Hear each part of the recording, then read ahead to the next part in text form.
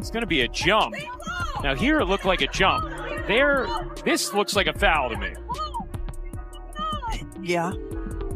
Indiana, and you can see Caitlin saying you were right. When Caitlin Clark saw Sophie Cunningham's body slammed with 0, she completely lost it on the officials' consequences. This was more than just a poor decision. It was a complete embarrassment. What transpired during the Indiana Fever's thrilling 7-8-7-4 victory over the Seattle Storm should humiliate the whole. The WNBA, this missed whistle wasn't like the others. It was a classic example of everything that is fundamentally wrong with WNBA. I'm not saying that your job is easy, but when it is a simple call right in front of your face multiple times, what are you doing? What are you doing? What call are you like bugged out? All of them. Everything? Like, it's just like they're just so inconsistent. Like, that's my thing. Like, if you're on the other team and you're going to be finding this shit out of me, yeah, cool. But let me do it to you. Let you, yeah. You know what I mean? You want like, consistency then. Yeah, like just give, and I think that's players across the league and like new fans across the country. Like everyone's like, what is going on with the refs? And Sophie was calmly securing the ball after grabbing a defensive rebound when a Storm player threw her to the ground, as if they were forming a line for a Sunday football game. Instead of, say, officiating a professional basketball game, the referee was standing right there, front row seat and everything, merely observing as if he were at a family. Now, am I ever advocating for players to throw other players on the ground? No, like we've seen so much of it throughout the WNBA. He watches this happen right in front of him. There's so much contact on the play and he does nothing. He doesn't blow his whistle. He doesn't stop. Caitlin Clark was still benched for her 7th consecutive game because of that persistent that. Finally had enough of the groin injury. She allowed it to tear. She was directly updates and her recovery's going well. You know, it's just, I think for us staying the course and making sure that we're really diligent about each step that we take and that we don't have setbacks and that we're patient with it. I know she wants to be out here on the floor and we want her out here on the floor, but making sure that she's ready is the most important thing. You know, I still don't know how far we are. We're going to take it one step at a time, one day at a time, and go in front of you. What made you decide against it? Her every basketball fan in the arena must have been nodding in agreement as the voice broke through. The degree of ineptitude was simply astounding. Give a shout out to the actual refs who are keeping it down on the court, and leave a spicy Sophie in the comments. If you're as tired of them as the rest of us of seeing games ruined, the WNBA's current defining crisis is this mess. I don't even know what the players can do because the players aren't being protected. And I know so many of the times, like, we're talking about this when it comes to the Indiana Fever, but this does happen across the league. There are many plays that we could pull up. Do you guys have any suggestions on what can actually be done? The coaches get fined when they call them out to the media. Like, this is a top-down issue. This is a commissioner's issue. Circus of officiating. And the outcry of Caitlin Clark has turned into the rallying cry for a collapsing league. WNBA refereeing has reached its lowest point. Fans of the Indiana Fever are no longer... The officiating in the WNBA, I kind of already went off on it, but it's just atrocious. Really, really bad. Like, there have got to be rules to present overt physicality from dominating the game. And that's what we've got. We've got it in the NBA, we've got it in the WNBA. Nobody wants to call a bunch of fouls, but these officials don't know what a foul is and a foul isn't. They can't even tell when a ball goes out of bounds. Like, you've got 2 million plus people watching some of these games. You have got to have a correctly officiated product, or at least confidently officiated product, and competently officiated product. Longer the only ones raising the alarm. Due to the officiating errors that occur week after week. Game after game, players, coaches, and fans from all over the league are complaining. It's embarrassing. Just consider how absurd everything is. Sophie Cunningham received a $500 punishment for making fun of the referees on a TikTok in live games. However, real full contact hits are being disregarded. That tells you all you need to know about the WNBA's current priorities. It's even worse. Commissioner Kathy Engelbert had the audacity to assert that the only teams who complain about the officiating are the losing ones. Perhaps someone should explain to her that winning or losing isn't important when your biggest star is being thrashed every night. It all comes down to professionalism and fundamental safety. Even the most reputable people in the league are tired. Becky Hammond. It's not just Caitlin Clark. If you wear that Indiana Fever jersey, consider it done. The refs are not going to be fair, and they are going to cheat and do whatever it takes to do what the Hammond's been lashing her mind publicly. Kelsey Plum is arriving to news conferences with scratches all over her body, wondering how she managed to shoot 6 free throws after being attacked for 40 minutes. Even the most reputable people in the league are tired.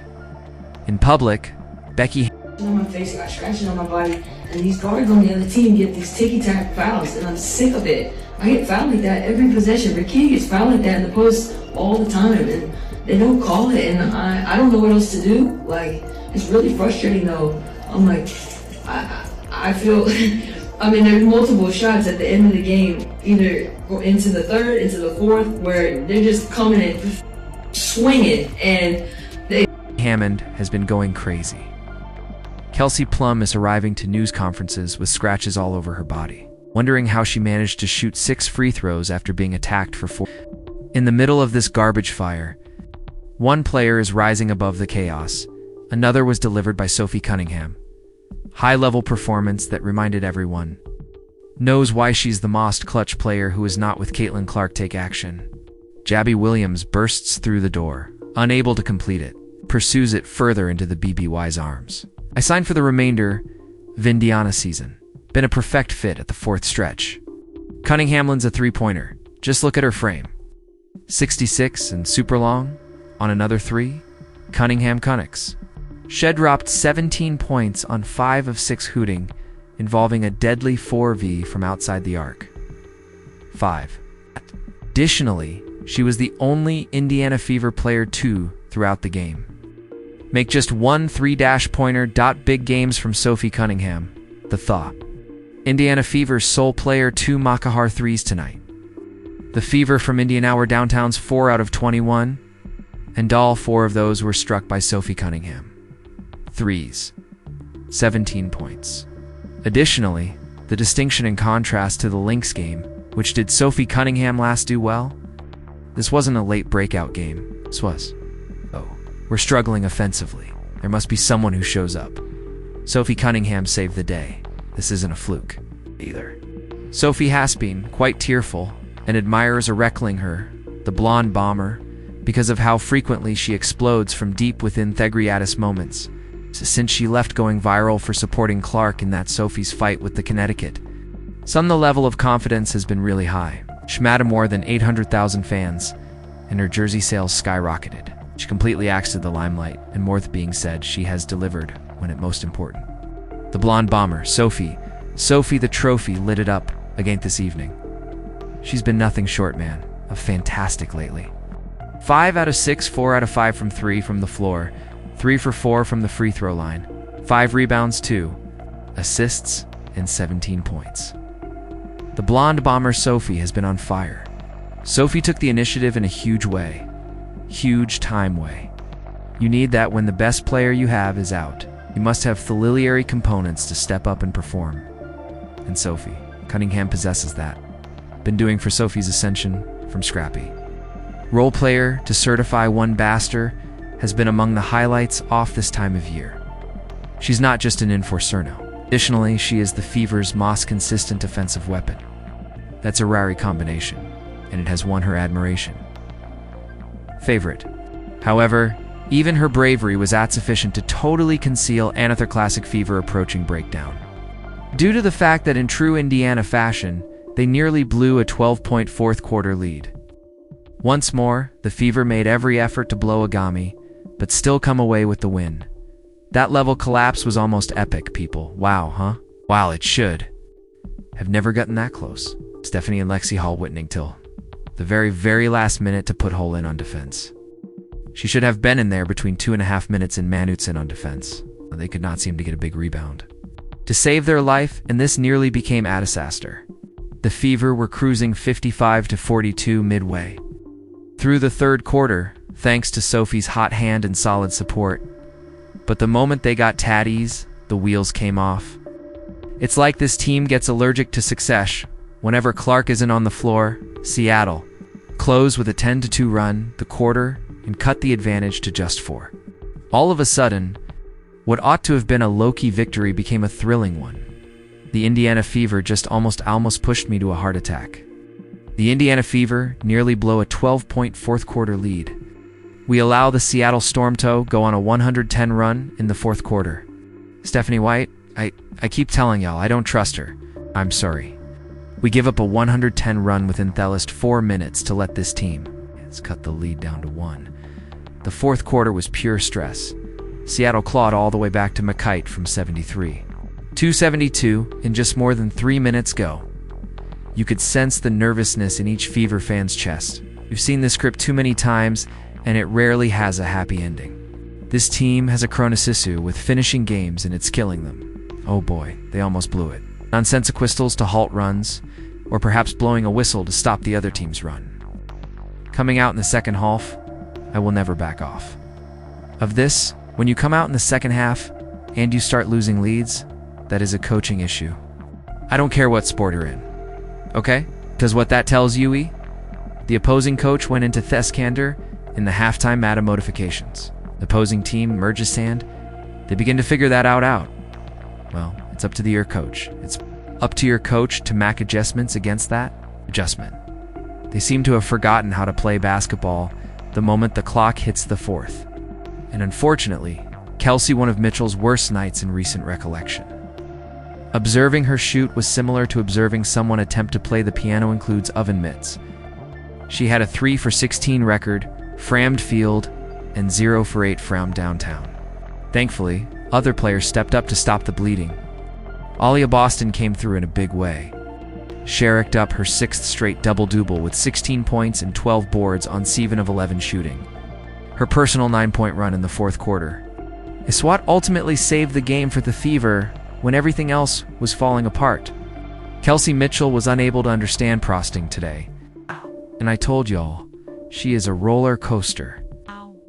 You gotta remember Shuantoff versus the Sky. Then she was. It's 8 for 24. After that, she had a nice game. Then she was down. Again, then last game she was up. This game she's down and more at 3 out of 16. I'm Kelsey Mitchell. She is a wild ride. She's a roller coaster. She gave you 9-3 of 16 points, shooting 0 of 8 from 3. This is Boston. Good look inside. Howard lays I-10. Nobody in the league at 6'4" or taller typically contributes more assists than Boston Alia. Well, you know what occurs when something is deflected from a defensive player. If it hits the rim, the shot clock would continue to reset. Dozen must somehow be a shot as Howard spins that in. In addition to the foul, Boston's comeback was not possible at a better time. After battling without Clark, she finally looks like her dominant self again. And if she can't sustain this, the Fever might just serve in this hard stretch. Her visibility in the paint and her enhanced defense is now crucial. Particularly know that Sophie's carrying so much off-scoring load. Watching Boston get aggressive again, attacking the rim, fighting shots, boxing hard, and has been among the few areas of hope in what's been a crazy season. We've benefited greatly from Ab after all. She's actually been the key, She re-entered this league, mostly playing on the low block, getting a low tough post touches. When she was in college in her rookie year, Anthon, last year, her first year with Caitlin. Playing a lot nth woman, and then this year, we're asking her to be a facilitator as well. A hub for us on the offensive end of the floor, while I'm becoming more adaptable when playing defensive than she probably has ever been. And she's just continued to step up tooth, challenge and grow and be better. She's actually Thorak of our team. Veteran leadership has been a lifeline for Indiana during this injury-riddled stretch. And Natasha Howard deserves many compliments. She dropped 21 points and has quietly become the team's emotional anchor, while everything else has been shifting. Howard's been slicing through defenses, finishing nicely around the basket, like the skilled professional she is. Her veteran savvy in basketball IQ have been invaluable for a team that sometimes looks completely rudderless when it's not Clark's job to plan things. She knows her part inside out and plays it to perfection. No overreaching, no hero ball, simply reliable performance. That kind of professionalism is what separates good teams from championship unearths. Additionally, in a league where many players are chasing attention rather than remaining in their lane, Howard's strategy has been a welcome change. Clean air players looking like they need a breed at her. Yes, Cunningham lays it in, going backdoor on Diggins. Well, you know what occurs when something is deflected from a player on defense if it strikes the rim. The shot clock would continue to reset.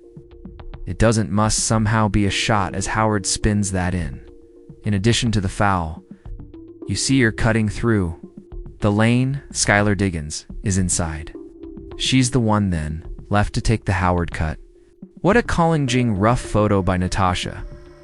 Howard, the Storm had been on the opposite bench. Take advantage of every chance to steal this one.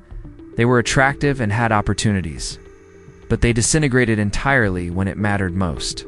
Seattle had multiple open shots in crunch time and still couldn't get it done. It's becoming their signature this season. Get close, break apart. Skylar Diggins missed not one but two video pan threes that could have flipped the entire outcome. Nia Owomwo had 16 points in the end. Disappeared in the fourth time she was required by her team to take over, but the dagger came in thellest moments. Gabby Williams had a wide-open look at the buzzer to tie the game. The release looked clean, but the shot rimmed out. Sometimes basketball is cruel like that. One bounce, and the night's either magic or misery. Now sitting at 16 wins, 13 losses. The Storm are trending the wrong direction. They've dropped 3 of their last 4 at home, which is brutal timing. With playoff race heating up, there's no margin for error left. This Western Conference logjam is one of the tightest in recent memory. Satalis running out of games to figure out why their fourth quarters keep imploding. Home court advantage and playoff seeding are on the line every single night now, and Seattle's missing mark. I'm incredibly proud of you guys. There were so many ways in a close game and in gamma situation where we grew now that were enormous for us, y'all, said Oil Paid of Adents. Fantastic work. I'm proud of you guys. Everyone made a contribution. Everybody came in and gave us a lift. Kel, I know it was a tough day of the shoot, but the manner you facilitated, you're that big jumper made deal, right? We dug in and got stops when we needed to. I mean, big time win, y'all. Big time win for Indiana. This victory was huge. It helped. The Fever reached 17 victories and 12 losses and solidified their spot at 5th in the standings. More importantly, they now own Theedy Breakers between 6th place Storm and the 7th place Las Vegas Aces. 2 teams they might be neck and neck with at season's end. They've a 5 games in a row without Caitlin Clark, which is nothing short of famousing, given how extensively they were earlier in the season on her. Actually, Indiana is presently 9-7 without Clark this year. An unexpectedly impressive record for a squad that was expected to collapse the moment their superstar was Sitterland. But this success without her also raises some serious questions about when will she be returning exactly. It's a PNW win. W's in the conversation. W's in the conversation. Oh my gosh, that one just aged me. However, we're getting better. Shoot. Good win. Wins for winning. A dub is a dub, so keep on rolling. Looking ahead, the road only gets tougher. The Fever's next few games, air make or break, with playoff implications. The line in every encounter. They get to keep banking wins if they want to hang on to their spot in the standings. The reason for Clark's absence is still a mystery. Mark, she showed up to the arena in game-ready gear, shorts, sneakers, the whole 9, but then never suited up. That'll do plenty of speculation. Is the team just being extra cautious with hair recovery, or is there more going on than they're letting on? With the playoffs just approaching, everyday uncertainty matters. And in the wild, wild west, it's pure madness. That playoff race is a complete traffic jam with teams stacked up so closely the tone bad week could send you tumbling. Every win is critical. Every tiebreaker maters and every referee call ORA season could be lost due to a missed call. It shows the growth that we've had as a team because early in the season, we were just so inconsistent, and if teams were to do that, we would generally low those games. but just shows that we're getting closer. We're trusting each other. And I think that is his biggest aspect, is trusting and knowing that we can win those games even if they go on runs. Which brings us right back to the issue that kicked this all off. The officiating. It's become the defining dister of the WNBA season. That might seem dramatic, but it's true. The league is being pulled down by refs who are clearly not up to the job. Amatzine games and brilliant performances are being overshadowed by blown calls, inconsistency, and outright negligence. Referees are causing injuries to players, are failing to control the physicalist shift games. Stars like Caitlin Clark are missing weeks because no one's stepping in to stop the hazardous, reckless defense being played against them. And the damage isn't just physical, it's our PUT or no. Sophie Cunningham being tossed to Theffler with no whistle was more than just a missed call. It was a visual symbol of everything wrong with the league right now. Clark screaming from the bench wasn't just passion, it was frustration boiling over. These aren't isolatements. They're part of a larger crisis that's threatening to disrupt what should be the most exciting and transformative seasons in the history of WNBA. Fans are tuning in. Arenas are packed. But if the games feel rigged or unsafe, all that momentum might vanish in a flash. There have been numerous ups and downs in the WNBA this season. To take care of business in a winning streak like this, what does that sort of say? Though how this team has come together? Yeah, Seattle's a great team. A great team, and it's hard to play here. And so we knew that. We were aware of that just came off kind of a bad loss against LA. They were hungry, I guess, for victory. But for us, it's not a Budather groups. It has to do with our standard. The idea is to stack the days. I believe that's where we're. Mentally, at both individually and as a team, we're in an excellent location, but it's not going to be easy moving forward. However, today, I believe we adhered to the scout. We trusted the offense. Kelsey has been having a hell of a season. She was a little bit off. Booch facilitated for us offensively down the stretch. Then it just shows that everyone has something to give even if your score will not be present. But I don't know. I'm just proud of 4 team, and I'm proud that we stack a day. Yet, somehow, through all the madness, Indiana keeps pressing forward. They've proven they can survive without their star. But they shouldn't have top lay against 2 opponents every night, the opposing team and the officials. WNBA should be showcasing the best gamers worldwide, refusing to allow games turn into glorified wrestling contests. Referees should be enhancing the game, not becoming the storyline. From a larger perspective, there are still many cause for hope in Indiana. This 5-game win streak without Clark Easton, just impressive. It's proof of depth, resilience, and coaching adjustments that are finally working. This team has tools to go deep if they can stay healthy. But they'll need fair officiating and producing solid bench work to fulfill their potential. Sophie Cunningham has become a full-blown star during this run. She's battled through nerdy hits, bad reps, and intense.